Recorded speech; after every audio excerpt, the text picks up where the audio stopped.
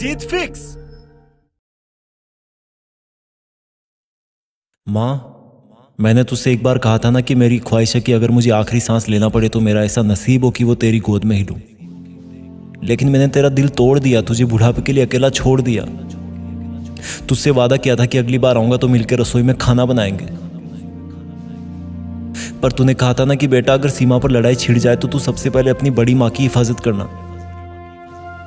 मैंने होश गंवाने तक 1 इंच भी दुश्मन को नहीं लेने दी माँ।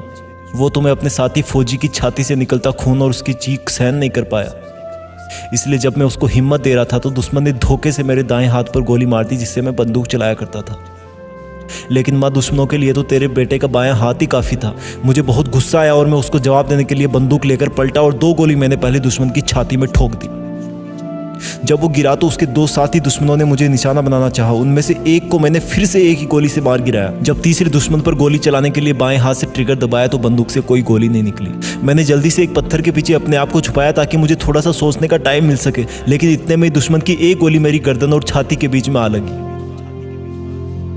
गिरते हुए मैंने अपने शहीद फौजी भाई को देखा तो पाया कि मेरी बंदूक वहां पड़ी थी। तभी मुझे याद आया कि जब मैं उसको हिम्मत बंधा रहा था तब मेरी बंदूक उसकी बंदूक से बदल गई थी और उसकी बंदूक में सिर्फ 3 गोलियां बची थी। मैं उसकी तरफ लपकना चाहता था लेकिन दुश्मन मेरी ताक में था। अब मुझको बिना गोली के दुश्मन को मार गिराना था। मैंने दुश्मन को ललकारा कि सामने आकर लड़ाई कर। उसको भी शायद एहसास हो गया था कि मेरे पास गोली नहीं है। मैं एक पेड़ के पास एक मोटे से पत्थर के पीछे ताक में था कि कब दुश्मन आए और कब मैं उसको हाथों से ही दबोच लूं।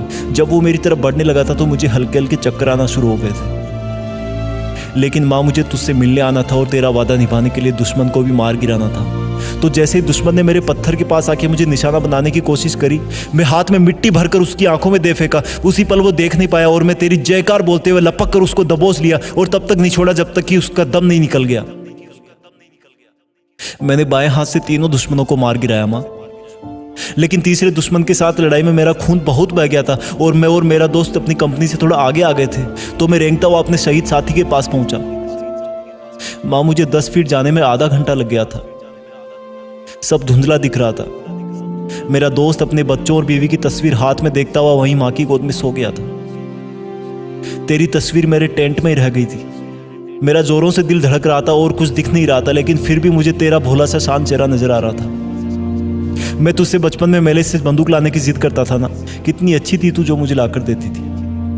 लेकिन तू मुझे उस टाइम डांटती रहती थी कि बड़ा होकर यही काम करेगा क्या। फिर मैं कहता था हाँ माँ, मैं दुश्मनों को मार गिराऊंगा।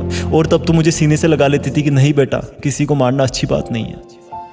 लेकिन जब मैं फौज में भर्ती हुआ तब से तूने भी बहुत हिम्मत दिखाई, शायद इसलिए कि मैं आराम से छुट्टी से वापस जा सकूं। लेकिन मुझे पता है माँ, मेरे जाने के बाद तू बहुत रोई होगी। अब मुझे कुछ भी नहीं दिख रहा माँ। ऐसे लग रहा जैसे चारों तरफ अंधेरा हो। मुझे माफ़ कर देना माँ, क्योंकि जब मैं इस बार घर से वापस आया था तब मैंने तुझसे झूठ बोला था कि मैंने रास्ते के लिए तेरी बनाई रोटियां रख ली है। दरअसल तुझसे दूर जाने का मन नहीं था और कुछ और याद भी नहीं रहा। उस दिन मैंने बाहर का खाना खाया माँ, जो तू कभी नहीं चाहती थी। मैं कितना लकी हूँ जो मेरी उम्र अपनी माँ को दे करके जा रहा हूँ। लेकिन मुझे अफसोस होगा कि मैं तुझे एक बहू और पोता नहीं दे पाया। मैं हर वक्त तुझे ऊपर से देखा करूंगा माँ, और तुझे जब मेरी याद आए तो तू एक बार ऊपर की तरफ देख लेना और समझ लेना कि मैंने तुझे देख लिया है। अब मुझे फौजी पिताजी दिख रहे हैं माँ। वो अपने हाथ खोलकर मुझे अपनी तरफ ऊपर बुला रहे हैं। अलविदा माँ। इस तरह की कई कहानियां उन फौजियों के घरों में छुपी है जो भारत माँ की रक्षा करते हुए शहीद हो गए। अगर आपको ये जीत फिक्स का वीडियो अच्छा लगे तो हमारी एक छोटी सी पहल की शुरुआत करें। जब भी कोई फौजी या उसकी फैमिली आपको कहीं मिले तो उनको एक सैल्यूट जरूर दें। जय हिंद।